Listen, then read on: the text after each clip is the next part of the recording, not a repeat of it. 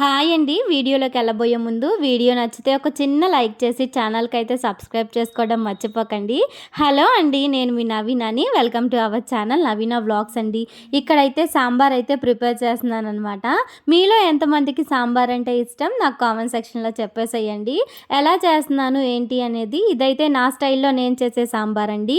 మీ స్టైల్లో ఎలా చేస్తారు ఏంటి అనేది నాకు కామెంట్ సెక్షన్లో చెప్పండి. అలాగే నేను చేసే సాంబార్ రెసిపీ ఎలా ఉంది ఏంటి అనేది కూడా నాకు కామెంట్ సెక్షన్లో మెన్షన్ చేయడం, మెసేజ్ చేయడం మర్చిపోకండి.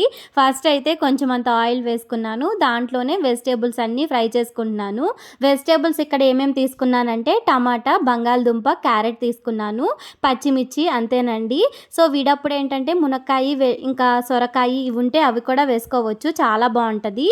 ఇప్పుడైతే నేను స్వామి కోసం మునక్కాయ కానీ ఉల్లిపాయ కానీ ఇవన్నీ వేయకూడదు కాబట్టి ఉన్న వెజిటేబుల్స్లోనే తినగలిగేవే వేస్తున్నాను అనమాట.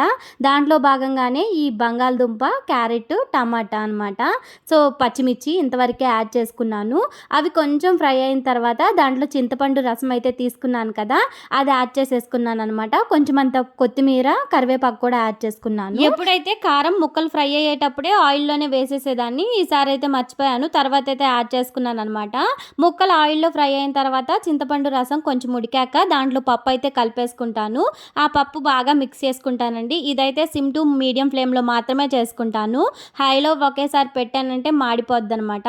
అందుకని చెప్పేసి సిమ్ లేకపోతే మీడియం ఫ్లేమ్లో వీటితోనే అడ్జస్ట్ చేసుకొని కలిపేసుకుంటాను అనమాట. దాంట్లోనే తగినంత సాల్ట్ కూడా యాడ్ చేసుకున్నాను. సాల్ట్ ఏంటంటే మనకి ఎంత అవసరం అవుతుందో అంత యాడ్ చేసుకుంటే సరిపోద్ది. దాంట్లోనే మనకి ఇక తగినన్ని వాటర్ కూడా యాడ్ చేసుకొని కలిపేసేయడమే. ఇక నాకు సాంబార్ పెట్టడం అయితే కొంచెం బాగానే వచ్చండి. మనకి పులుపు, ఉప్పు అన్ని కారం ఇవి కరెక్ట్గా అయితే అడ్జస్ట్ చేసుకోగలను. కాస్త ఉప్పే కాస్త అటు ఇటు అయింది, అటు ఇటు అంటే తగ్గిద్ది, అంతేకాని ఎక్కువగా అస్సలు వేయను. తగ్గినా తర్వాత వేసుకోవచ్చు కానీ ఎక్కువ అయితే ఏం చేయలేమన్నమాట. అందుకని చెప్పేసి ఎక్కువగా అస్సలకి వేయను.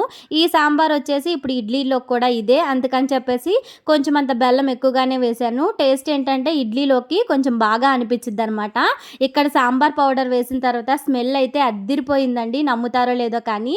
ఇక్కడ బెల్లం కూడా యాడ్ చేసుకుంటున్నాను. ఇకైతే డబల్ అయిపోయింది స్మెల్ అయితే. నాకు అప్పుడే నోట్లో నీళ్ళు వచ్చేసాయి అనమాట, అంత మంచి స్మెల్ వస్తుంది. ఇక నైట్ ఏమీ తినలేదు కాబట్టి ఆ సాంబార్ వాసనకే నాకు కడుపులో కూడా ఆకలి స్టార్ట్ అయిపోయింది అనమాట. ఒకవైపు అయితే ఇడ్లీ కూడా పెట్టేశాను. ఇక పిల్లలకి స్నాక్స్కి వచ్చేసి మరమరాల ముద్దలు అయితే పెడుతున్నానండి. ఇక సాంబార్కి అయితే పోపు కూడా వేసేసాను. ఎండుమిర్చి, తాలింపు గింజలు, కరివేపాకు, కొత్తిమీర ఉంటే కొత్తిమీర కూడా యాడ్ చేసుకోండి. నేనైతే వేయలేదు. టేస్ట్ అయితే సూపర్గా వచ్చింది.